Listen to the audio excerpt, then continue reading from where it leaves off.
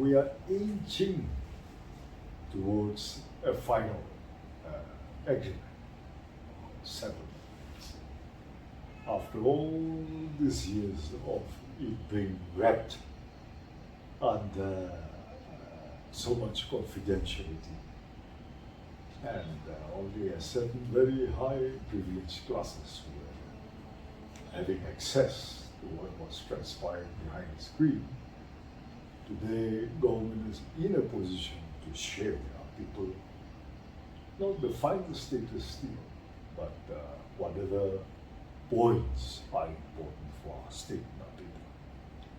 You have to appreciate the fact that the state as such was not a party to the talk in the beginning. So this started in 2010. So for about 13 years, 13 years, we were in the dark.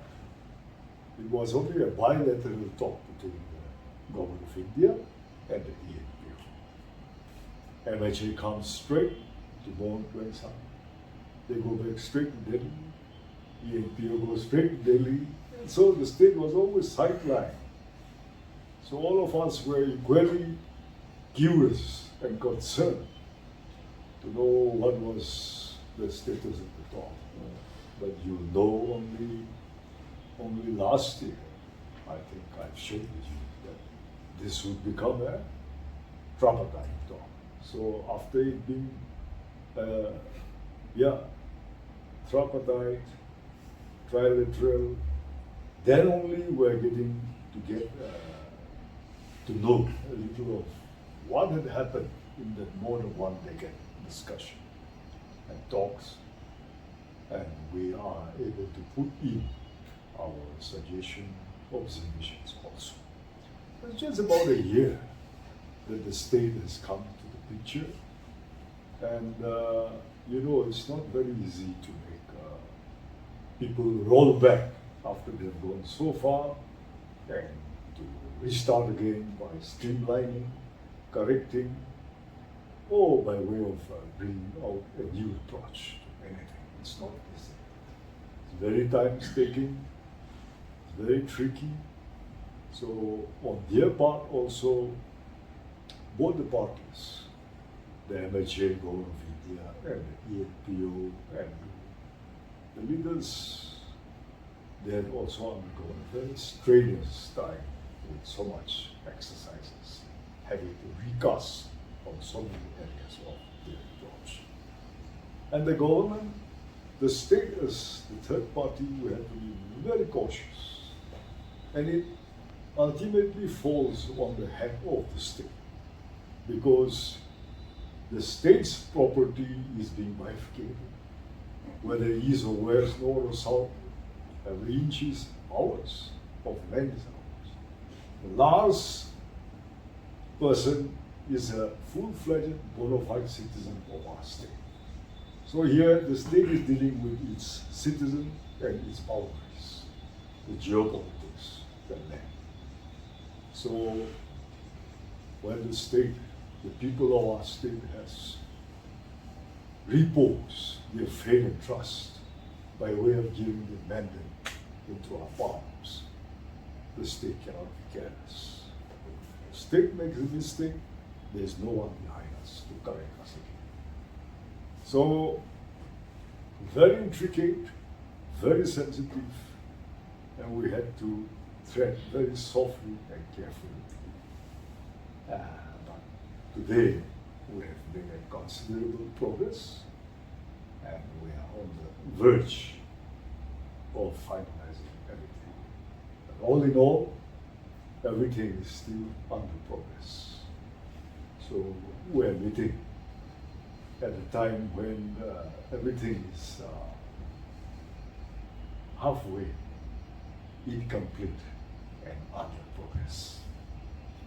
So I wanted to brief you and to let you convey to our people the latest position. So the 23rd July meeting, the tripartite meeting, the Union Home Secretary had asked the Nagaland representatives of the Nagaland government to make their stand clear on some issues within a fortnight. So that 2 weeks, I think it ends today. So what are some of the disagreements from the government side to the demands of the ENPO?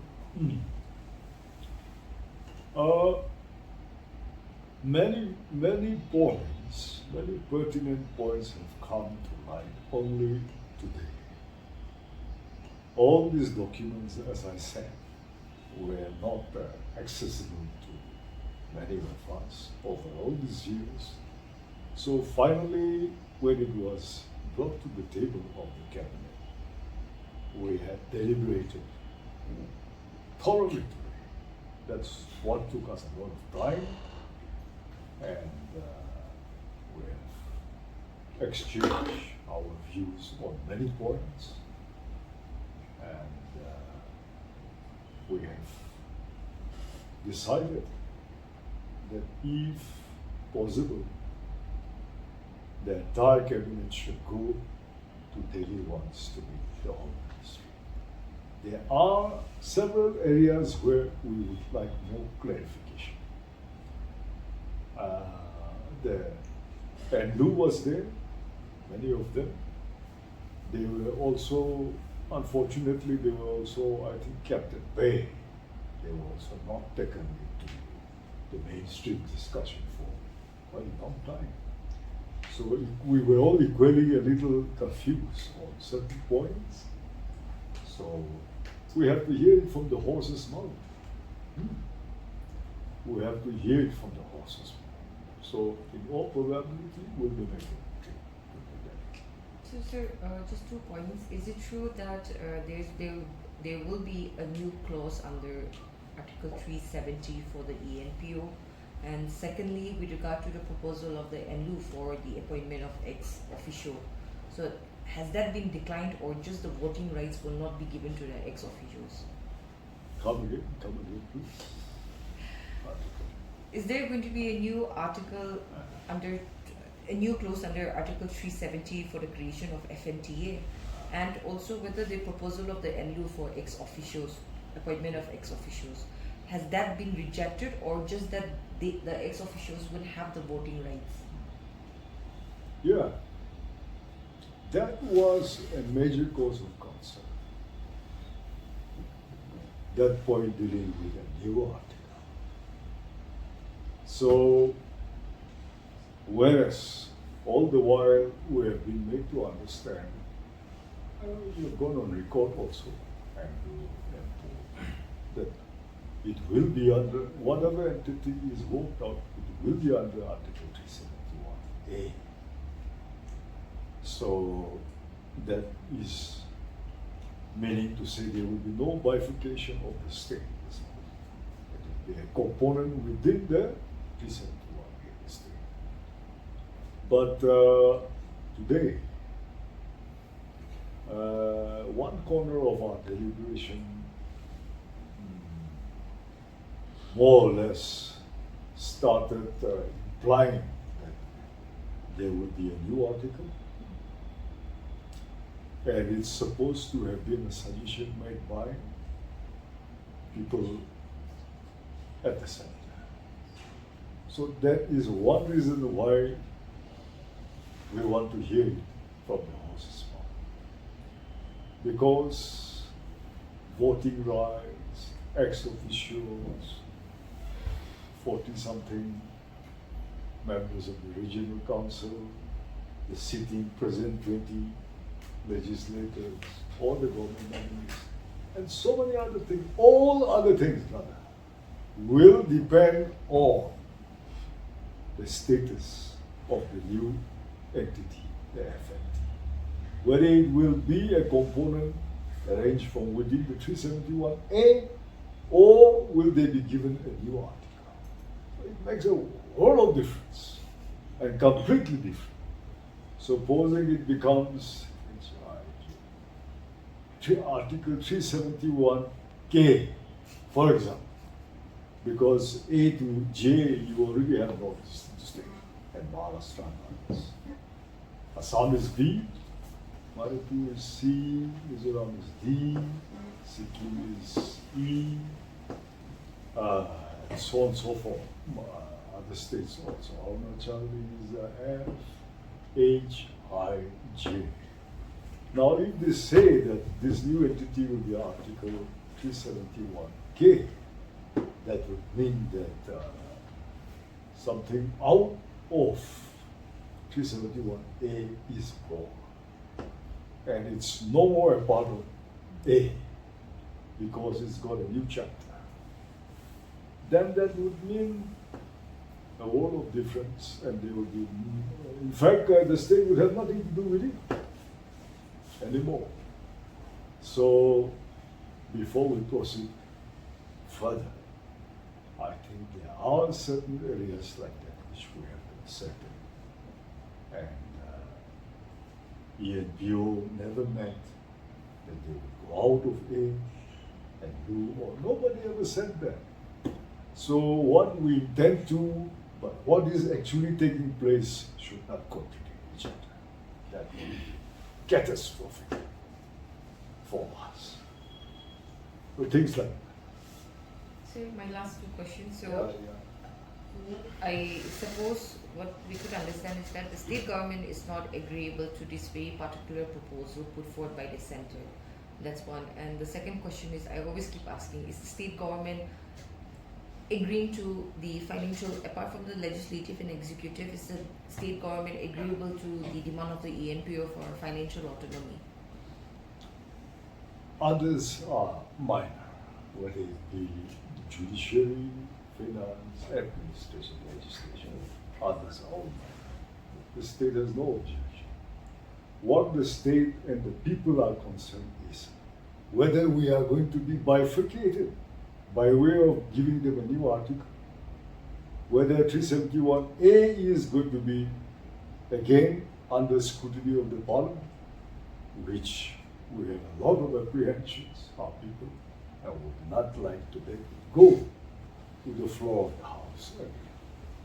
So, Article 371B, like Assam, they already have two autonomous councils, Karbi and Bodoland. B has never been bifurcated. Neither a new article has been born out of it also. And it remains intact. Whereas the components have been fitted within it. Why can't we have something like that? This is just to clear our doubts. Other things are all negotiable, is within us all hammering. So it's not a problem. Okay? Sir, why do you think that the state is not being included in the talks in the first place? Do you think this is a tactics by the centre to create division between the Nagas? You have every right to be apprehensive of that. And I must say that there was a huge suspicion of the centre's intention all the while. Only after last year they included the state as a third party. Now those doubts are receding. Otherwise, centre's intention and motive was questionable. So today I would allay the fears of our people and reassure our people. If this area of doubt where we want to clarify is made known to us, that it would be only a component within 371A, and we will work out the other details from within this, then their motive and the intention is positive. It's not like that's how it's suspect. But sir, is it questionable now, since it was the centre who had proposed for the creation of a new article? Also keeping in view of the ongoing Naga political issue. See, as far as we know, I don't think the centre also had such a motive. We have not had access to the blueprint and the documents, but we do hear time to time. At no point of time did the centre also indicate such an intention, nor our ENPO also ever thought that such a thing was possible. They didn't even think of it.